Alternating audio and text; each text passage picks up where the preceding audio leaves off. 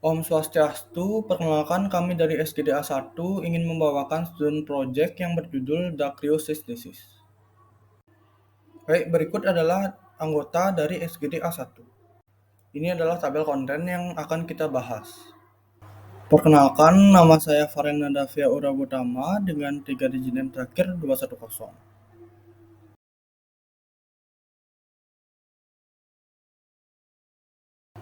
Baik, di sini saya akan menjelaskan mengenai latar belakang dari Dacryosis Disease. Dacryosis Disease adalah kondisi inflamasi kantung lakrimal yang merupakan kantung kecil di dalam sudut dalam mata yang berfungsi untuk mengumpulkan dan mengalirkan air mata ke dalam saluran lakrimal.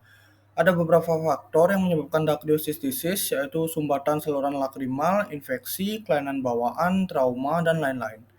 Gejala Dacryosis Disease meliputi pembengkakan, kemerahan, dan nyeri di sekitar sudut dalam mata, terutama saat diberikan tekanan pada daerah tersebut. Ada juga kemungkinan adanya keluarnya cairan nanah dari mata dan penglihatan menjadi kabur. Pengobatan Dacryosis Disease melibatkan penggunaan antibiotik untuk mengatasi infeksi, tetapi pada kasus yang lebih serius, intervensi bedah mungkin diperlukan. Baik, sekian dari saya. Selanjutnya akan dilanjutkan oleh teman saya. Baik, perkenalkan, saya Niputu Ciptasari dengan 3 digit terakhir 153. Baik, berdasarkan latar belakang yang sudah disampaikan, dapat dirumuskan rumusan masalah sebagai berikut. Apa definisi Dacryosis Disease, bagaimana epidemiologi Dacryosis Disease, bagaimana patofisiologi Dacryosis Disease, bagaimana etiologi Dacryosis Disease, bagaimana manifestasi klinis Dacryosis Disease, bagaimana menegakkan diagnosis Dacryosis Disease, bagaimana tata laksana Dacryosis Disease, dan bagaimana prognosis Dacryosis Disease. Adapun tujuan dari penulisan student project ini diantaranya untuk mengetahui definisi Dacryosis Disease, untuk mengetahui epidemiologi Dacryosis Disease, untuk mengetahui patofisiologi Dacryosis Disease, untuk mengetahui etiologi Dacryosis Disease, untuk mengetahui manifestasi klinis Dacryosis Disease, untuk mengetahui cara menegakkan diagnosis Dacryosis Disease, untuk mengetahui tata laksana Dacryosis Disease, dan untuk mengetahui prognosis Dacryosis Disease. Selanjutnya, manfaat penulisan student project ini yang pertama bagi mahasiswa, penulisan kajian literatur ini diharapkan mampu memberikan manfaat dalam memperoleh pemahaman yang baik terkait dengan Dacryosis Disease, menjadi sumber informasi, serta menjadi salah satu acuan dalam pelaksanaan penelitian terkait. Yang kedua, manfaat bagi instansi pendidikan, penulisan kajian literatur ini diharapkan mampu memberikan informasi tambahan atau referensi untuk mengembangkan kebijakan penulisan penelitian dalam bidang medis, khususnya berhubungan dengan Dacryosis Disease. Baik, sekian dari saya, bisa dilanjutkan. Terima kasih. Baik, perkenalkan nama saya Imade Ngurah Dananjaya dengan 3 digit NIM terakhir 224. Selanjutnya saya akan melanjutkan presentasi pada bab 2, yaitu tinjauan pustaka. Baik, yang pertama yaitu terdapat definisi. Definisi Dacryocystitis. Dacryocystitis atau disebut obstruksi ductus nasolacrimalis adalah gangguan pada sistem aliran air mata yang paling umum pada anak-anak. Kondisi ini terjadi dikarenakan kegagalan sistem drainase ductus nasolacrimalis yang secara klinis memperlihatkan luapan air mata atau disebut juga dengan epifora. Sistem lakrimal disusun dari dua komponen, yaitu kelenjar lakrimal utama dan tambahan serta sekresinya, dan juga sistem ekskresi lakrimal. Sekian dari saya, terima kasih. Perkenalkan, nama saya Gusti Ayu Mahdevi Darmadi dengan 3 digit NIM terakhir 063. Selanjutnya yaitu epidemiologi. Secara global, Dacryocystitis umumnya ditemukan pada pasien berusia lebih dari 50 tahun dan lebih sering terjadi pada wanita, yaitu sekitar 75%.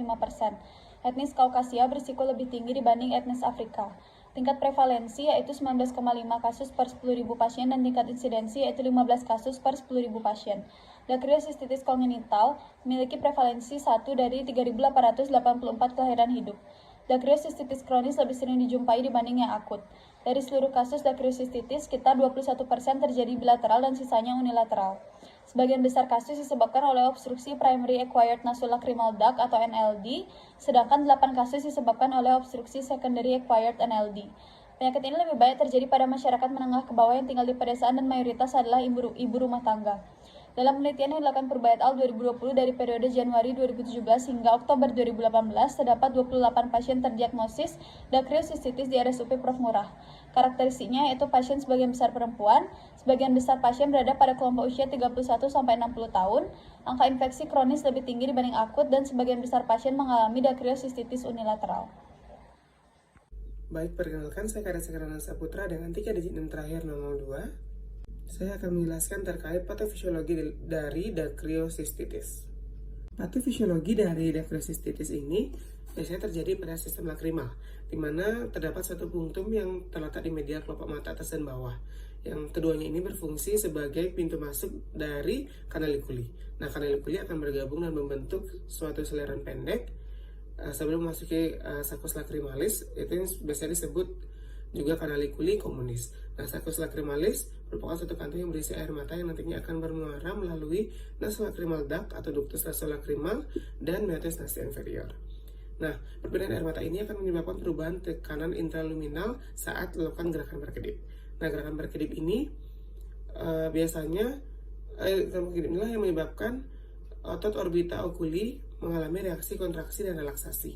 Nah, aliran mata ini juga membentuk suatu sudut pada perbedaan air mata membentuk suatu sudut oleh nasolacrimal duct dan juga fossa lacrimalis, itu menyebabkan ukuran sudut dan juga ukuran sudutnya itu lebih besar yang pada mata kanan, sehingga mata kanan umumnya yang mengalami infeksi yang mengarah ke dakriosistitis.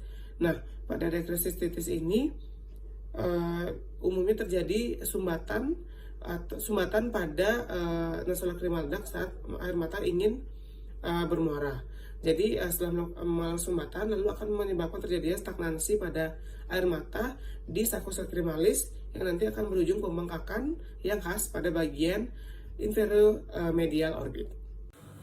Baik, sebelumnya perkenalkan, nama saya Putri Nurni Prasista dengan 3 digit NIM terakhir 177. Bisa di next. Selanjutnya di sini saya akan menjelaskan mengenai etiologi. Bisa di next. Baik, untuk etiologi sendiri dapat diklasifikasikan menjadi akut atau kronis dan didapat atau bawaan. Keadaan menular akut biasanya menyebabkan dakriosistitis akut. Etiologi adalah hasil dari obstruksi kronis akibat penyakit sistemik, infeksi berulang, dairolitis, dan puing-puing inflamasi kronis dari sistem nasolacrimal. Beberapa penyakit sistemik yang umum termasuk granulomatosis Wegener, sarkoidosis, dan lupus eritematosus sistemik. Kondisi yang didapat biasanya karena trauma berulang, operasi, obat-obatan, dan neoplasma.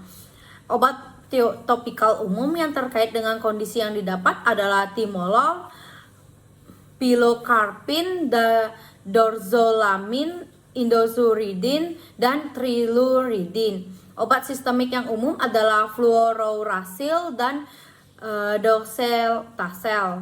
Baik, sekian dari saya. Akan dilanjutkan oleh teman saya. Terima kasih. Baik, perkenalkan, nama saya Edwin Chandra dengan nomor digit NIM 014. Baik, di sini saya akan menjelaskan tentang manifestasi klinis dari dakriosistitis. Manifestasi klinis dari dakriosistitis dapat dibedakan menjadi 2 berdasarkan jenisnya, di mana terdapat dakriosistitis akut dan kronis. Manifestasi klinis yang terjadi pada dakriosistitis akut ditandai dengan munculnya kemerahan pada kelopak mata, terasa nyeri disertai dengan pembengkakan di daerah lacrimasak yang hanya terjadi dalam hitungan hari. Perbedaan gejala yang terjadi pada dakriosistitis kronis sebenarnya tidak terlalu berbeda. Namun, ciri khas dari dakriosistitis kronis ini adalah munculnya gejala berair disertai mukoid sekret. Sensasi nyeri pada kronis ini biasanya tidak terasakan. Namun, terkadang juga disertai dengan rasa penuh dan berat di daerah medial canthus. Dan dakriosistitis kronis ini dapat terdiagnosis karena tidak ditemukannya tanda-tanda gejala dakriosistitis akut seperti bengkak, nyeri, kemerahan, atau demam. Dan keluhan ini juga sudah dialami sekitar 6 bulan. Baik, perkenalkan, nama saya Ido Wanyamaditya Madiputra dengan 3 digit terakhir 022. Di sini saya akan membahas pada bagian diagnosis. Baik, di sini yang membahas diagnosis. Baik, untuk penegakan diagnosis sendiri itu akan diawali oleh yang namanya anamnesis, di mana untuk mengetahui gejala-gejala atau keluhan yang dialami oleh pasien. Untuk dacryocystitis tersendiri itu terdapat 2 jenis, yaitu akut dan juga kronis. Untuk akut itu memiliki gejala seperti nyeri yang disertai dengan cairan yang keluar dari punctum lacrimalis dan jika dilakukan penekanan pada bagian sulcus lacrimalis. Sedangkan untuk yang kronis itu terdapat gejala seperti evipora yang atau pengeluaran cairan atau air mata berlebih. Di sini juga untuk kronis itu terdapat beberapa tingkatan gejala, yaitu tingkatan pertama, tingkatan kedua, dan juga tingkatan ketiga. Next. Baik, terima kasih atas kesempatannya. Sebelumnya perkenalkan nama saya Komasi Prahita dengan 3 digit 6 terakhir 043. Baik, di sini saya akan menjelaskan diagnosis untuk pemeriksaan fisik. Nah, yang pertama itu ada Day-Decipher test, di mana di sini pemeriksaan ini dilakukan untuk melihat tanda-tanda obstruksi pada ductus nasolacrimal. Pemeriksaan ini dilakukan dengan pemberian 1 teta zat pewarna fluorescence 2% pada kedua kelopak mata. Jika hasilnya positif, maka dalam waktu 3 menit itu akan ditunjukkan adanya zat pewarna pada kantung konjuktiva. Lalu yang kedua itu ada fluorescence Clarkson test. Ini juga untuk melihat tanda-tanda obstruksi pada ductus nasolacrimal dengan meneteskan zat pewarna fluorescens 2% hanya pada mata yang dicurigai. Jika hasilnya positif, saat pasien diminta untuk mengeluarkan ingus atau bersin pada tisu tersebut akan ditemukan adanya zat pewarna. Yang terakhir itu ada anal test. Ini untuk melihat fungsi ekskresi dari lacrimal gland. Awalnya itu akan diberikan anestesi lokal, lalu dilakukan pelebaran punctum dengan dilatator dan diberikan injeksi NaCl. Nah, jika tandanya itu positif hasilnya, maka ada reaksi menelan. Baik, selanjutnya itu ada pemeriksaan penunjang. Yang pertama itu laboratorium dan kultur darah dilakukan pada pasien demam dan perubahan penglihatan akut. Lalu ada plain film dacrycystogram atau DCG, ini untuk meningkatkan kualitas tampilan gambar yang lebih baik. Lalu ada CT scan, itu jika pasien itu dicurigai mengalami orbital cellulitis. Lalu ada anatest jika pasien itu dicurigai penyebabnya lupus erythematosus systemic, dan anti-neophilic cytoplasmic antibody jika curiga penyebabnya Wegener granulomatosis. Baik, sekian dari saya, dilanjutkan oleh rekan saya. Terima kasih. Perkenalkan, saya Yohanes Bergman Subarno Lumara dengan 3 digit yang terakhir 008. Next. Berikutnya, saya bersama rekan saya akan menjelaskan tata laksana dari dacryocystitis. Next. Untuk tata laksana dacryocystitis yang akut, itu adalah dengan cara konservatif, seperti kompres hangat dan upaya pijat dengan teknik Krigler. Untuk kasus simpel, itu dapat dipertimbangkan untuk memberikan antibiotik oral. Tindakan ini ditujukan pada kasus dengan organisme gram positif, terutama agen anti-staphylococcus. Dalam kasus rumit di mana pasien tampak mengalami toksisitas, antibiotik intravena dapat diberikan. Antibiotik empiris harus dapat mencakup bakteri gram positif serta negatif. Pemeriksaan lakrimal tidak disarankan pada pasien anti-staphylococcus fase akut. Untuk infeksi berulang, itu dapat disarankan untuk merujuk ke oftalmologi untuk evaluasi dilakukannya bedah. Next. Perkenalkan, nama saya Timotius Edward Putar dengan NIM 21025111097. Next. Baiklah, di sini saya izin melanjutkan untuk tata laksana dacryocystitis kronis dan juga kongenital. Untuk lini pertama kronis itu ada dilakukan dengan probing. Lalu dapat dilanjutkan dengan lini kedua yaitu balon dacryoplasty, intubasi nasolacrimal dan juga stenting nasolacrimal. Jika terapi yang sudah disebutkan masih gagal, dapat dilanjutkan dengan percutaneous DCR ataupun dengan endonasal DCR. Lalu untuk dacryocystitis kongenital itu memiliki tata laksana yang mirip dengan dacryocystitis akut, yaitu pertama itu ada terapi konservatif menggunakan teknik pijat Krigler, lalu dapat diberikan juga antibiotik topikal. Jika tindakan konservatif gagal, perlu direncanakan untuk melakukan rujukan ke oftalmologi untuk pemeriksaan nasolacrimal. Lalu jika terdapat kekambuhan, dapat dilakukan balon dacryoplasty, intubasi nasolacrimal, dan juga stenting nasolacrimal. Dan jika masih gagal, dapat dilakukan DCR atau ENDCR. Next. Perkenalkan, nama saya Joshua Andito Bagaskara dengan NIM 3 JT terakhir 021. Selanjutnya adalah prognosis. Penyakit dacryocystitis memiliki prognosis yang relatif baik. Seperti contoh pada kasus dacryocystitis yang kongenital memiliki peluang kesembuhan sebanyak 70-90% dengan pemilihan terapi konservatif yang baik selama 6-12 kurang lebihnya. Pada dacryocystitis akut, yaitu bisa meluas hingga ke area orbita anterior, posterior, dan juga orbita septum, sehingga dapat menimbulkan edema secara signifikan dengan komplikasi seperti pergeseran bola mata, defek pupil aferen, neuropati optik, dan juga kehilangan penglihatan. Lalu dacryocystitis akut juga ini dapat sembuh dengan peluang sekitar 60% setelah treatment konservatif maupun antibiotik. Pada kasus perawatan bedah kantong lakrimal sebanyak 25% kurang, yang menyebabkan akibat beberapa faktor seperti mengalami abses yang berulang, sehingga memerlukan tindakan insisi dan drainase yang berulang. Lalu jika pada dacryocystitis yang telah ditangani, dapat menimbulkan komplikasi seperti ruptur di kulit ataupun pada aliran mata seperti fistula dacryocystitis. Selain itu, komplikasi umum lainnya itu yang dapat terjadi seperti dermatitis, endoftalmitis, dan sebanyak 60% pada komplikasi umumnya yaitu dacryocystitis kambuh ataupun yang berulang. Selanjutnya saya kembalikan ke teman saya.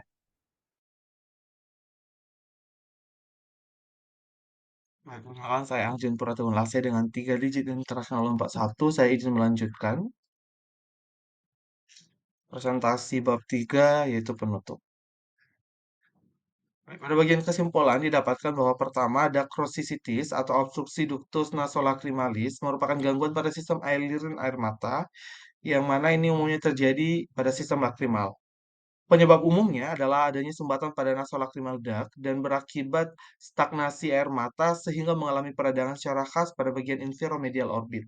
Dacryocystitis sendiri dapat diklasifikasikan menjadi akut atau kronis dan didapat atau bawaan. Selanjutnya didapatkan bahwa manifestasi klinis pada dacryocystitis akut dan biasanya juga terlihat pada kasus kronis itu adalah kemerahan pada kelopak mata, terasa nyeri dan disertai dengan pembengkakan daerah lacrimal sac.